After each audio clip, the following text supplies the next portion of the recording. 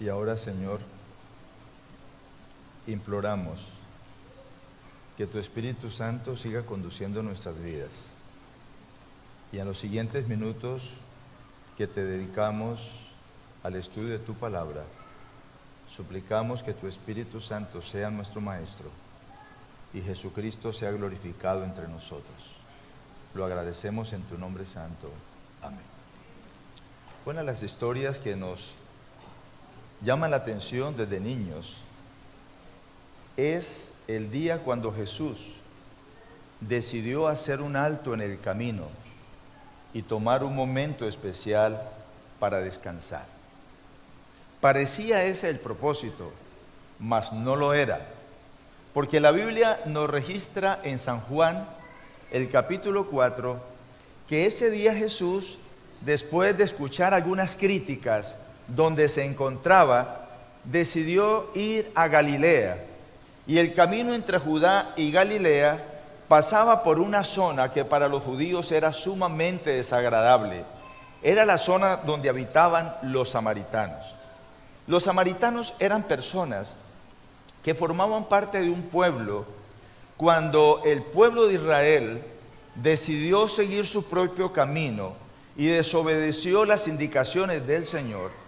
El Señor tuvo que permitir una disciplina redentora. A veces, mis apreciados hermanos, miramos las pruebas como un castigo de Dios, pero debemos mirarlas como una bendición del Señor, porque Él desea nuestra salvación, desea nuestra felicidad. Y el Señor, en esa disciplina redentora, permitió que el pueblo de Israel, que se había rebelado, que había comenzado a adorar a dioses falsos, que rechazaron la bendición del Señor, fuesen llevados cautivos por los asirios. Y ellos decidieron, en una estrategia política, traer personas de otras naciones entre Babilonia y otros países y venir a repoblar el lugar donde vivían los hebreos, los miembros del pueblo de Dios. Ese grupo de personas que llegaron allí participaron de un sincretismo religioso, una mezcla en la cual aparentemente seguían adorando al Dios, y la razón es que los primeros que llegaron allí decidieron seguir adorando a sus propios dioses, y dice el relato bíblico que aparecieron leones que comenzaron a diezmar la población. Entonces decidieron acudir al Dios de Israel, así que en parte decidieron tener un culto al Señor. Esa mezcla entre paganismo y un servicio a Dios era lo que tenía a varios de los judíos en los tiempos de Jesús, miembros del pueblo de Israel, con ese interrogante sobre esa población. Por eso un judío relacionarse con un samaritano era un asunto, una falta terrible, y mucho menos comer con él o pedirle un favor. Esas diferencias tristes establecidas por el hombre, que han traído desgracias al género humano, pero que aún se presentaban allí en el pueblo de Dios. Jesús lo admiro, no solamente porque es mi Señor y mi Salvador, sino porque Jesús fue capaz de romper paradigmas, porque Jesús fue capaz de derribar muros para indicarnos que no hay diferencia entre nosotros, que todos somos hijos de Dios, que no importa nuestro color o nuestra raza, ante la cruz somos iguales, que no hay posición o títulos universitarios, que no hay factor de dinero. Ante Dios todos somos hijos valiosos y amados por Él. Y sabes, nos dice la Escritura allí en Juan 4, y vamos al Evangelio de San Juan, el capítulo 4, para seguir esta historia extraordinaria en la vida del Señor Jesucristo. Dice el versículo 4, versículo 3, salió de Judea y se fue otra vez a Galilea. Versículo 4, le era necesario pasar por Samaria, así que fue a una ciudad llamada Sicar, la cual está junto a la heredad de Jacob, que le dio a su hijo José. Allí estaba el pozo ¿de quién? Los que están siguiendo la Biblia, el pozo de Jacob. Y como Jesús estaba cansado del camino, se sentó allí junto al pozo. Eran casi las 12 del día. Vamos a imaginarnos a Jesús sentado allí en el pozo, al lado del pozo, en ese momento con mucho calor, el sol tremendo, no había una sombrita allí, no tenían un ventilador al lado, ni tan siquiera algo para poder mitigar el calor. Pero dice la Escritura que Jesús estaba allí. Y me llama la atención esa frase del versículo 3. Le era necesario. Como judío, le era necesario. Pero Jesús no iba por esa razón. Jesús sabía que allí al pozo, a las 12 del día, llegaría una persona con una necesidad especial. Y por eso yo alabo a mi Señor. Porque mi Señor sabía que hoy a mediodía tú ibas a estar en este templo. Y por eso Jesús vino para darte una tremenda bendición en este día. Si tú lo crees, lo vamos a recibir por la gracia del Señor. La rutina diaria, sí. Aquella mujer tenía una rutina diaria, como las rutinas que todos tenemos en la semana. Nos levantamos a tal hora y tenemos que hacer esto, desayunamos, por supuesto hacemos nuestra devoción, salimos hacia el lugar del trabajo, a veces nos agarra lo tarde y salimos corriendo como locos y vamos allí y todo aquello, llegamos a nuestro trabajo, hacemos las cosas, venimos en la tarde cansados, algunos hacen un poquito de ejercicio, viene la cena, el momento del culto, vamos a la iglesia si es el miércoles por la noche. Una rutina. Y ella tenía una rutina diaria. Salir de su casa, tomar un cántaro, llegar al pozo, tenía que sacar el agua del pozo, llenar el cántaro, cargarlo y llegar de nuevo a su casa. Una rutina. Y ella pensó, hoy va a ser un día igual, no va a haber nada nuevo, no va a haber ningún cambio. Y muchas veces nos pasa así en nuestra vida cristiana. Vamos a reuniones y pareciera que aún venir a la iglesia se constituye en una rutina para nosotros. Y a veces venimos simplemente porque es sábado, venimos simplemente porque, bueno, es el día del Señor, o porque papá y mamá van, pues nosotros también vamos a ir allí a la iglesia. Y puede ser nuestra vida, al igual que la vida de esta dama, que solamente se le conoce como la mujer samaritana, una vida de rutina. Salí, algunos piensan, vienen a la iglesia, y tal vez mientras está adorando al Señor, todavía guardas tus preocupaciones de la casa, o las situaciones que vas a hacer en la tarde, entonces te pierdes la bendición o cedes a la tentación que hoy tenemos todos, ¿cierto? Cuando llegamos a la iglesia con el celular, con el iPad y por ahí trin, el timbrecito, sabemos que nos llegó un correo y tenemos la intención de mirar el correíto, lo contestamos, chateamos allí lo demás y nos perdemos la bendición que el Señor tiene ese momento para nosotros. Entonces se nos viene se nos forma la vida cristiana como una rutina y muchos salen de la iglesia como que nada nuevo pasó, nada sucedió. ¿Para qué ir? Esta dama estaba deprimida por salir. Era el objeto de varios comentarios allí en el pueblo donde vivía. Porque la señora, la dama, ahora tenía un quinto esposo, un quinto marido. Así que era el objeto de la comidilla de las señoras que estaban por allí. Allí va la del quinto marido. Y a veces suele suceder, mis hermanos, que nos sentimos deprimidos por lo que la gente dice de nosotros. Y sabemos que ese es un mal que nos rodea a todos. Sin embargo, esta mujer deprimida prefería la soledad y por eso escogió las 12 del día, el tiempo más caliente, cuando pocas de las mujeres iban al pozo a sacar agua. Así que era el momento para estar solita, poder sacar el agua, no escuchar los comentarios respecto a ella o su vida de otros. Pero ese iba a ser un día distinto. Iba a ser un día de buenas nuevas. Era un día especial para la desafortunada afortunada, porque allí en el pozo se iba a encontrar con alguien muy especial, porque allí en el pozo iba a estar la gracia divina. Y cuando tú y yo tenemos el privilegio, cuando tú y yo tenemos la fortuna de llegar al pozo de Jacob de nuestra vida, cuando podemos llegar con nuestra depresión, con nuestras cargas, con nuestras dificultades, con nuestras angustias, Podemos llegar con nuestros dolores y nuestros achaques por los años y nos sentamos junto a ese pozo y nos encontramos con la gracia divina. Algo pasa en nuestra vida, siempre hay un cambio, siempre hay una bendición, porque la gracia ha venido a tu encuentro y a mi encuentro. Y la palabra del Señor continúa diciéndonos allí que esta mujer samaritana vio a un hombre y lo miró. ¿Qué hombre? No lo miró como miraba a otros hombres, porque tan pronto lo vio allí cansado, con los labios resecos, sintió que había algo diferente en él. No era el hombre que la miraba para desvestirla, era un hombre diferente, y aquello cautivó a aquella dama. Y aparece un diálogo que menciona el versículo siguiente.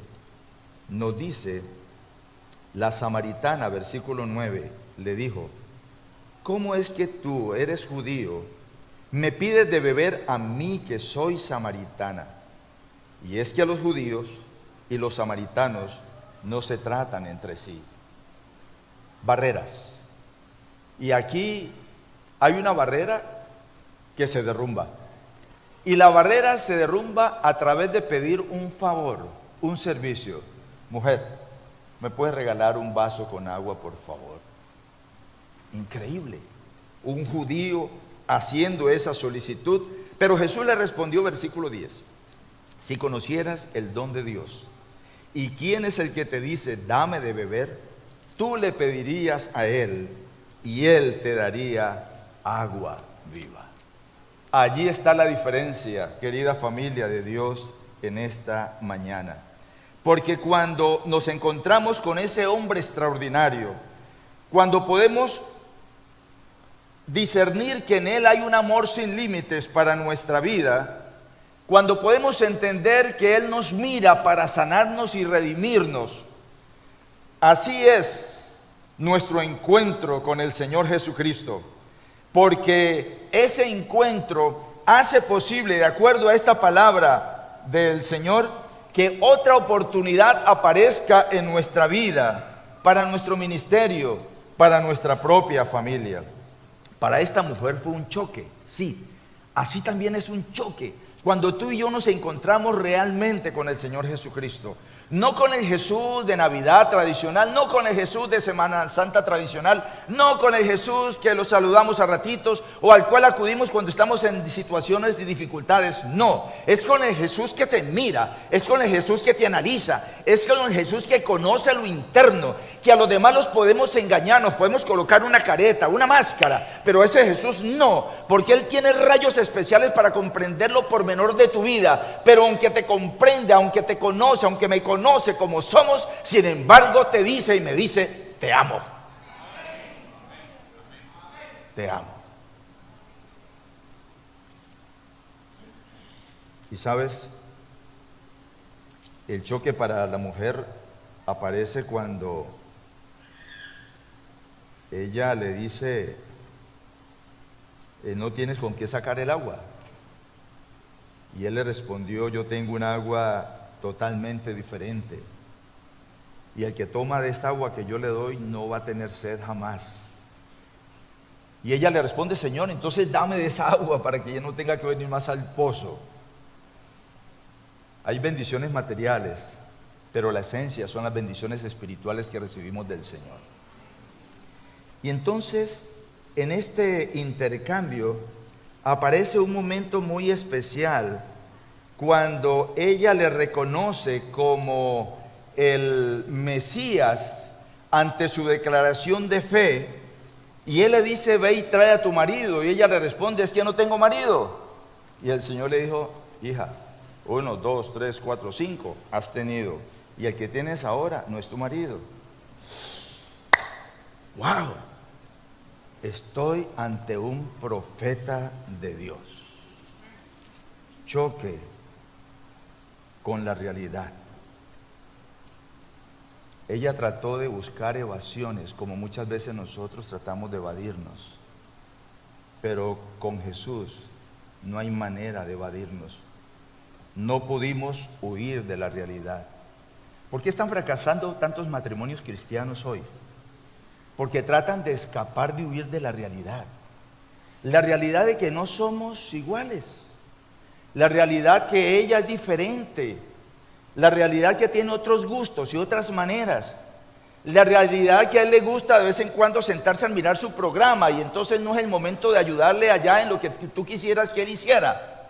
La realidad de que tenemos sentidos diferentes, pero que somos amados por el Señor. La realidad de que los años pasan y que el pelo se nos caen y que ya no es el muchacho que conoció de esa manera tan apuesta o la hermosa muchacha, que aparecen las arrugas, que aparecen muchas cosas. La realidad, entonces tratamos de huir la realidad y buscar escapismos en otros lados, en otras personas, y dejamos nuestro hogar y fracasa el matrimonio. No huyamos más. Aceptémonos como somos. Ayudémonos unos a otros. Yo debo amar a mi esposa como a mí mismo. Apoyarla, no pretenderla, cambiarla a mi imagen y semejanza. Ser lo que ella es por la gracia del Señor y ella respeta lo que yo soy por la gracia del Señor. Cuando ponemos al Señor en primer lugar y avanzamos juntos, no tomando el dedo para señalar, es que tú siempre, es que tú esto, y le echamos la culpa a él o le echamos la culpa a ella. No, cuando yo le echo la culpa a ella con un dedo, hay 3 o 4 dedos que me señalan a mí. Es el momento de decirme, Señor, ¿qué quieres que yo haga? Señor, ¿qué quieres que cambie en mi vida? Y cuando el Señor me cambia, va a cambiar en mi esposa. Y cuando cambia mi esposa, cambio yo. Y todos cambiamos y el hogar puede ser diferente. Y yo oro por los hogares aquí presentes. Y oro por aquellas personas que vivieron experiencias duras en la vida. No estamos aquí para juzgar absolutamente a nadie. Simplemente para decirte que Dios te ama. Que Dios ha llorado cuando tú has llorado por esa pérdida de ese ser que te dejó, que te abandonó, que se fue. Pero que Él ha estado trabajando para que tú vuelvas a ser una nueva persona, para que ahora puedas ser bendecido y bendecida por el Señor. Por eso creo en el Dios de la nueva oportunidad. Aprovechemos esa oportunidad, dejemos que el amor de Cristo nos constriña, que su palabra nos guíe. Entonces tendremos hogares felices, gozosos, para que juntos podamos pasar la eternidad en la Nueva Jerusalén. Aquella mujer fue impactada cuando Jesús le dice, yo soy el Mesías. Sabía que Él era diferente, porque me conoce como soy y sin embargo me ama. Y cuando esa mujer entiende, y esto es el concepto de adoración, mis hermanos, adoración no es venir simplemente a seguir una serie de ritos, a seguir un orden. Adoración no es venir a dar la ofrenda, adoración no es venir a cantar. Todo lo que he mencionado es parte de la adoración. Pero lo más importante no es la acción, lo más importante es el corazón y la mente. Cuando tú entiendes, como la mujer samaritana entendió, y a pesar que somos pecadores, Jesucristo murió por nosotros.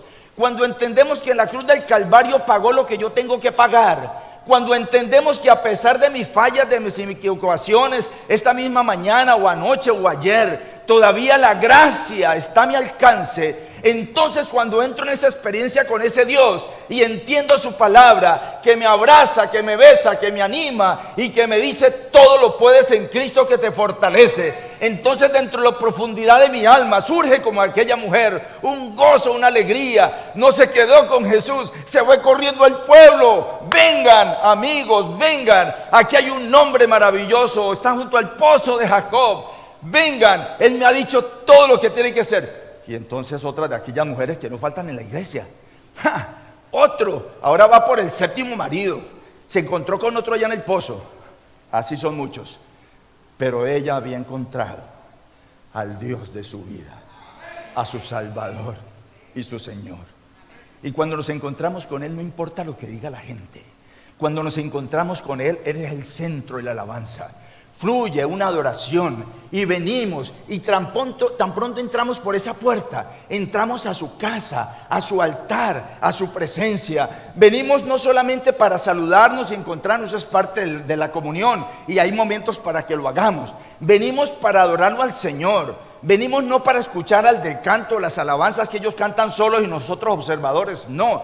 Venimos para unirnos en la alabanza al Señor, porque Él es grande, porque es poderoso. Y cuando nos arrodillamos, cuando damos nuestras ofrendas, cuando escuchamos la palabra, todo es adoración al Señor Dios Todopoderoso. A esa adoración quiero invitar a mi iglesia. Y quiero invitarla porque encontré una cita de la sierva de Dios que me impactó muchísimo. Esa cita aparece en Testimonios para la Iglesia, tomo quinto, página 472. Cuando se ha suscitado una iglesia y se la ha dejado sin instrucción acerca de estos puntos, el predicador ha descuidado su deber y tendrá que dar cuenta a Dios de las impresiones que dejó prevalecer en la iglesia. A menos que se inculquen en los miembros ideas correctas de la adoración y reverencia verdaderas, habrá una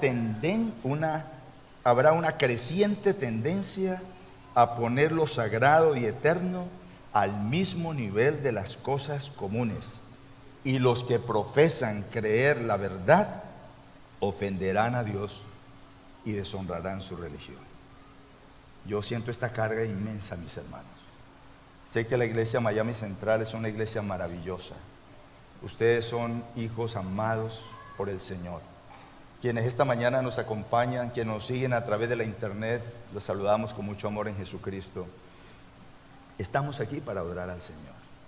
Pero mis amados hermanos, necesitamos recordar algunas cosas. ¿Por qué venimos el sábado? El centro de aquí no es el hombre, ni el pastor, ni el canto especial. El centro de todo esto es Jesucristo nuestro Señor. Y cuando tú tienes eso en mente, entonces los momentos de adoración vas a estar pendiente de eso. Vas a desconectarte de las cosas materiales, llámese lo que sea, porque aquí venimos al encuentro con el Señor. Si te invitan a ir a la Casa Blanca para una cena con el presidente Obama, ¿cómo vas a ir ante el presidente Obama? ¿Cómo te vas a presentar? Por ahí en sandalias y con una camisetica y todo lo demás, ¿ya?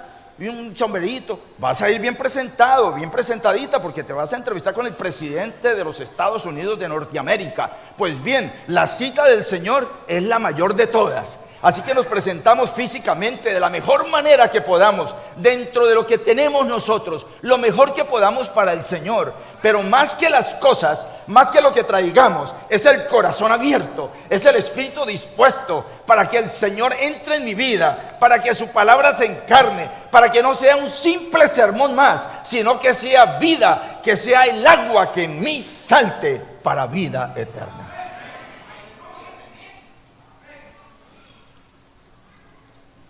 Familia, la única respuesta a la invitación del Señor es una respuesta de amor. Y por eso llamé a este mensaje esta mañana verdaderos adoradores. Porque la esencia del capítulo 4 no está en la historia del pozo, para decirnos que ese pozo estaba entre los valles del monte Gerizim y el monte Ebal. Que allí donde estaba el pozo de Jacob fue donde Abraham recibió la visión del Señor, que le dijo: te bendeciré sobre todas las cosas y haré de ti una nación grande. Que fue en ese lugar donde Jacob se ha encontrado con su hermano Esaú y ahora viene para morar allí, y es donde Abraham y luego Jacob levantan un altar para el Señor. Lo central de ese relato está en las palabras de nuestra lectura bíblica de esta mañana. Y por favor, léanla conmigo en este momento. Juan 4, versículos 23 al 25. Pero viene la hora. En esta versión contemporánea de Reina Valera dice: y ya llegó, cuando los verdaderos adoradores adorarán al Padre en espíritu y en verdad, porque también el Padre busca que lo adoren tales adoradores. Dios es, ¿qué dice la Biblia? Espíritu. Y es necesario que los que lo adoren ¿cómo? Dos características que menciona allí Juan. ¿Lo adoren en qué cosa? En espíritu y ¿qué más? Y en verdad. Es necesario que lo adoren en espíritu y en verdad. Busqué en el diccionario la palabra adoración y dice: adoración es rendir culto, reverencia a alguien que nos ha maravillado. Adoración es amar mucho. Adoración es una actitud del espíritu. Miremos por un momento las dos palabras. Adorarle en espíritu. ¿Qué significa adorar en espíritu? Significa nacer de nuevo. Significa reconocer que somos pecadores, pero que Jesucristo murió por nosotros y que aceptamos el regalo de gracia que el Señor nos concede, que es el Espíritu Santo, de acuerdo a 1 Corintios 2:11, que nos revela las cosas de Dios. Porque yo no puedo entender lo de Dios a menos que sea por medio del Espíritu Santo. Si no, voy a encontrar cosas raras en la Biblia y cosas que me van a asustar en vez de traer una bendición para mi vida. Por eso cuando abrimos la palabra le pedimos: Espíritu de Dios, guíame, ilumíname para entender esta palabra santa. Adorarle en espíritu, mis hermanos, es recordar que Él es el que vigoriza la adoración, que Él es el que glorifica al Señor. Adorarle en espíritu es que nuestra vida pueda estar centrada en Dios y renovada cada día por la verdad de Dios. Es ponerle el ojo a las distracciones que el enemigo nos presenta para que no entremos en adoración con Dios. Si viéramos la gran bendición cuando es que tú abres la palabra. Y ahora no hay excusa para decir yo no tengo la palabra, porque el pastor Morgado nos habló del nuevo servicio de la iglesia Miami Central. Entras a la página, ahí tienes las matutinas, tienes la lectura del libro que estamos leyendo, tienes la lectura de la Biblia. Muy bien, hoy no hay excusas, vas en el carro, puedes ir escuchando la palabra, pero ese momento que tú le dedicas a Dios es el mejor, el más bendecido para ti. Porque estás en la presencia del Dios que todo lo puede. Estás en la presencia del Dios que te comprende, que te entiende. Estás en la presencia del Dios que es nuestro amparo y fortaleza, nuestro pronto auxilio en todas las tribulaciones. Ese es el Dios al cual nosotros adoramos. Adorarle en espíritu es tener un corazón contrito y humillado, como David en el Salmo 51:17.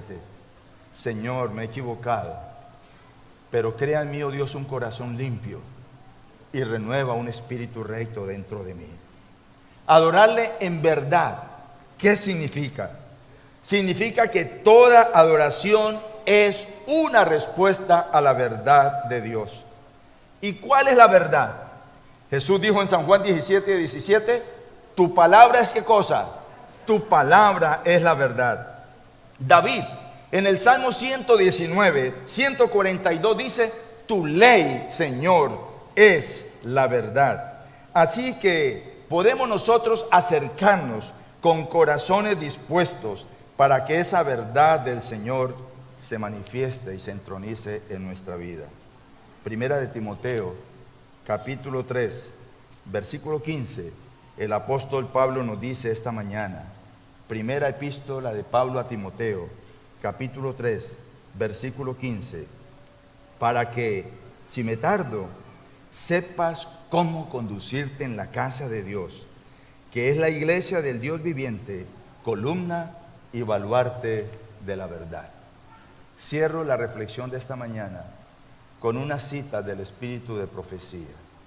La sierva de Dios escribió bastante sobre la adoración y he entresacado algunas gemas que quiero dejarlas con ustedes en este momento.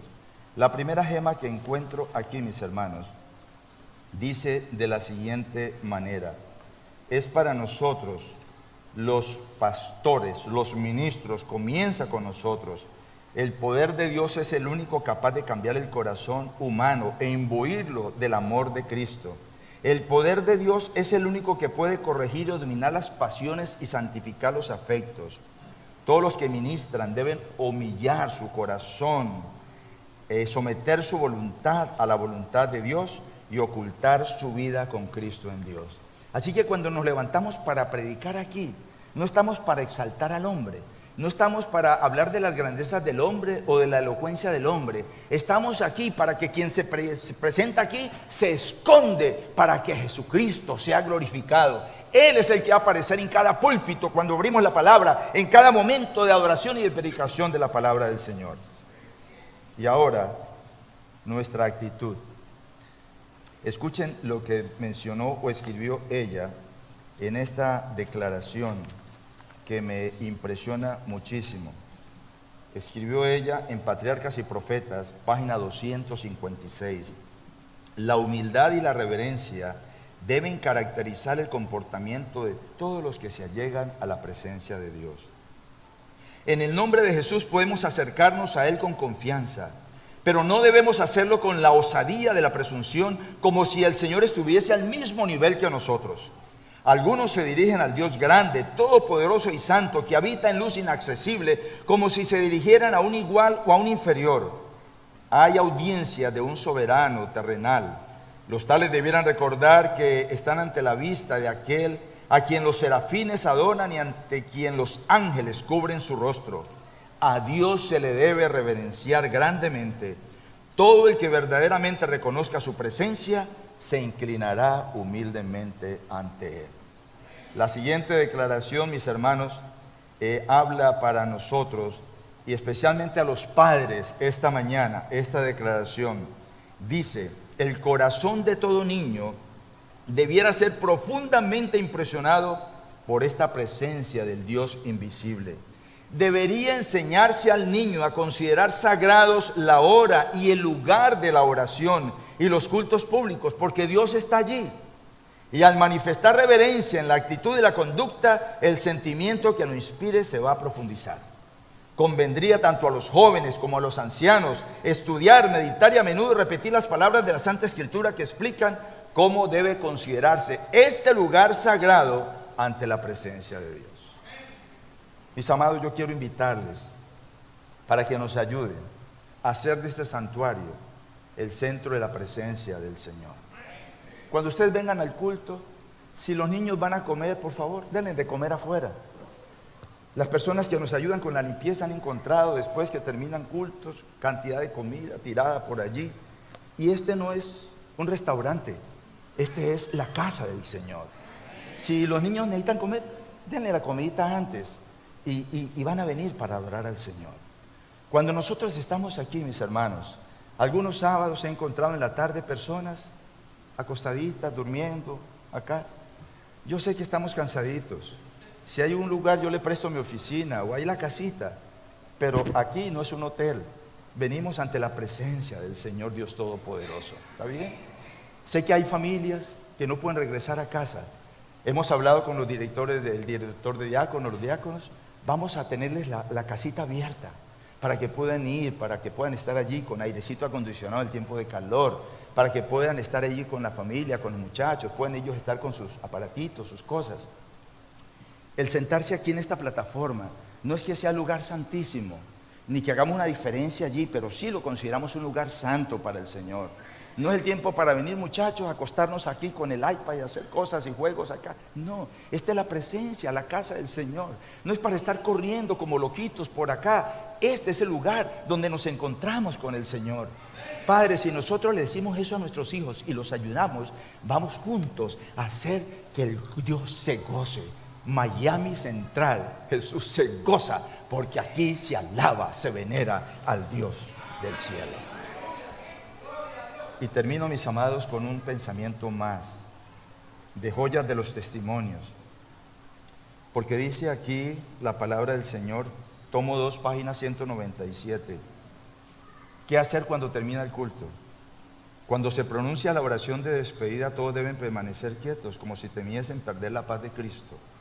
Salgan todos sin desorden ni conversación, sintiendo que están en la presencia de Dios, que su ojo descansa sobre ellos y que deben obrar como si estuviesen en la presencia del Dios visible. Nadie se detenga en los pasillos para conversar o charlar, cerrando así el paso a los demás. Tales dependencias de las iglesias deben ser investidas con sagrada reverencia. No debe hacerse de ellas un lugar donde encontrarse con antiguos amigos y conversar e introducir pensamientos comunes de negocios. Estas cosas deben ser dejadas fuera de la iglesia. Dios y los ángeles han sido deshonrados por la risa ruidosa y negligente y el ruido que se oye en algunos lugares donde se alaba al Señor. Mis amados hermanos, mi invitación cariñosa esta mañana: acerquémonos al pozo de Jacob y encontremos allí a Jesucristo nuestro Señor. Encontremos que Él, a pesar de todas las cosas, a pesar de nuestros desánimos,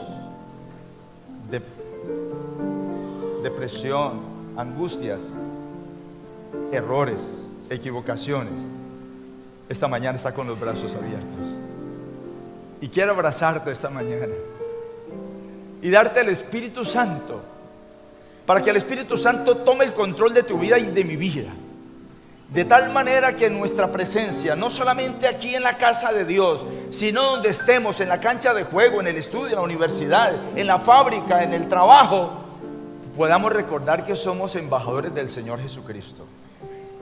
Y que después de vivir esta experiencia de alegría hoy, vayamos a casa con la alegría de aquella mujer samaritana, para entender que los prejuicios se han roto, que no hay cadenas, que no hay diferencias, que podamos recordar que hemos sido liberados por el poder y la gracia de Dios, y que vamos a casa con un corazón agradecido y felices, que muy pronto el Rey de Reyes y Señor de Señores vendrá del cielo, que los muertos en Cristo resucitarán primero y que nosotros haremos ese viaje interplanetario para vivir y gozar por la eternidad en el gran resort de la Nueva Jerusalén. Yo quiero vivir esa experiencia con el Señor. Y mientras vamos a cantar el himno esta mañana, que va a ser un poquito diferente de la manera como lo vamos a cantar, lo vamos a cantar con alegría y con el gozo que nos caracteriza.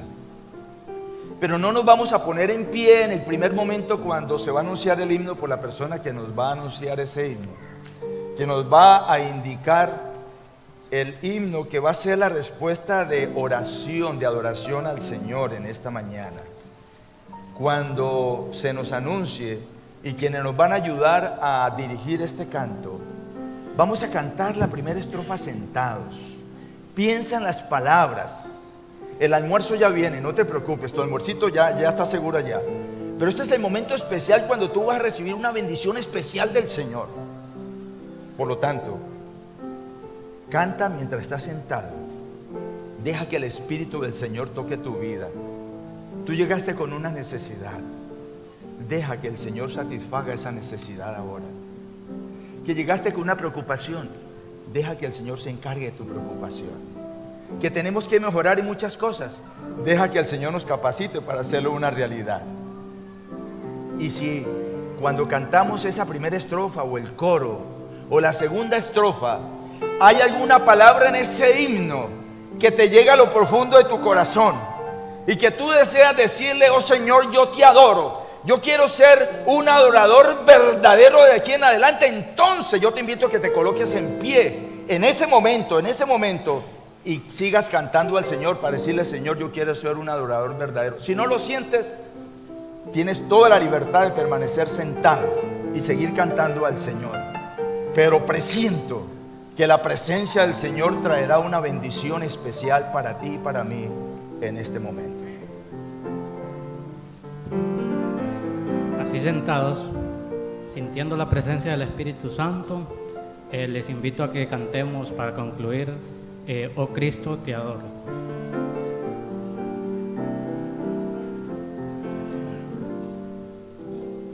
Oh Cristo, te adoro, te acepto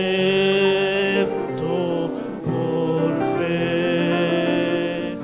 Por ti los caminos del mar ya dejé.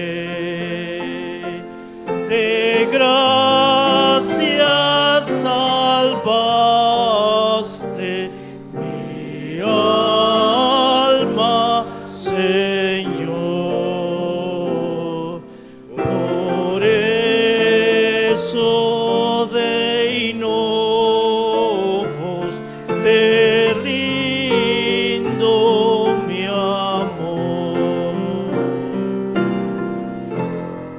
Me vistes perdido y en condenación, y desde el Calvario me diste perdón. Llevaste por mi